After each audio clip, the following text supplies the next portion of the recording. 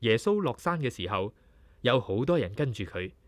有一個麻風病人走嚟跪喺佢嘅面前話：主啊，只要你願意，一定能夠醫好我噶。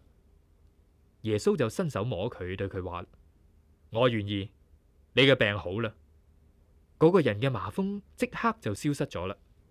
耶穌吩咐佢話：千祈唔好將呢一件事話俾人知，只要去祭司嗰度接受檢查，而且依照摩西嘅規定獻上祭品，向大家證明你已經好返，咁就可以啦。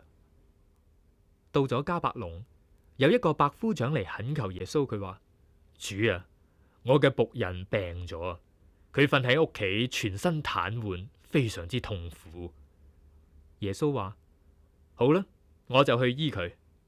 嗰個百夫長跟住回答話：主啊，要你光臨舍下，我實在唔敢當。我知道你只要講一句話，我嘅僕人就一定會好返，因為我有上司，亦都有部下。我命令我嘅部下去，佢就去；要佢嚟，佢就嚟。我吩咐僕人做乜嘢，佢一定照辦嘅。耶穌聽咗佢呢啲說話，感到非常之詫異，就對跟隨佢嘅人講啦：我實在話俾你哋知，我喺以色列人當中，從來未見過有咁大信心嘅人。我話俾你哋知，將有好多由東方、西方嚟嘅人喺天國裏邊同亞伯拉罕、以撒、雅各一齊歡宴。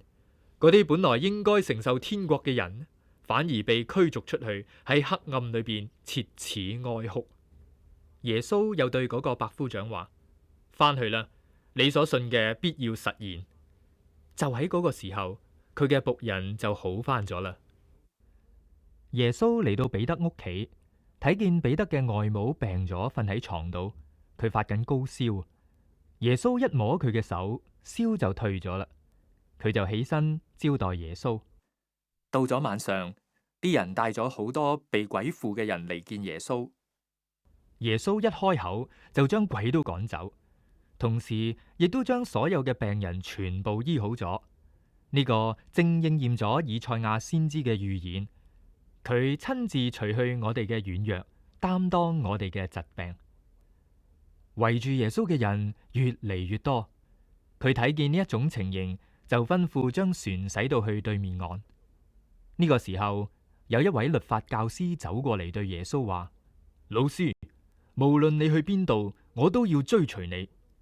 耶穌就話啦：狐狸有洞，雀鳥有窩，我卻係冇安枕嘅地方。另外有一個門徒對耶穌話：主啊，請等我先返去安葬我嘅爸爸啦。耶穌就對佢講啦：嚟，跟從我，等嗰啲死人去埋葬佢哋嘅死人啦。耶穌上船，門徒亦都跟住佢。忽然海上邊狂風大作，波濤洶湧，眼睇見隻船就快被巨浪所吞沒啦。耶穌卻係依然喺度熟睡。門徒連忙去叫醒耶穌，對佢話：主啊，救命啊！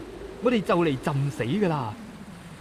耶穌對佢哋話：小信嘅人啊，你哋怕乜嘢呢？耶穌就起身斥責風浪，風浪即刻就平靜咗。呢個時候，門徒都目定口呆嘅喺度話：佢究竟係邊個呢？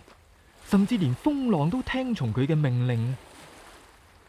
耶穌到咗對岸嘅加大拉人嘅地方，迎面有兩個被鬼附嘅人由墳場嗰度走出嚟，佢哋非常嘅兇惡，所以冇人敢經過嗰度嘅。佢哋突然大聲咁樣喊叫話：上帝嘅仔啊，我哋同你有乜嘢關係啊？時候仲未到，你就嚟折磨我哋咩？當時有一大群豬喺左緊食嘢，鬼就哀求耶穌啦：如果你要趕我哋出去，就等我哋入到嗰群豬裏邊啦。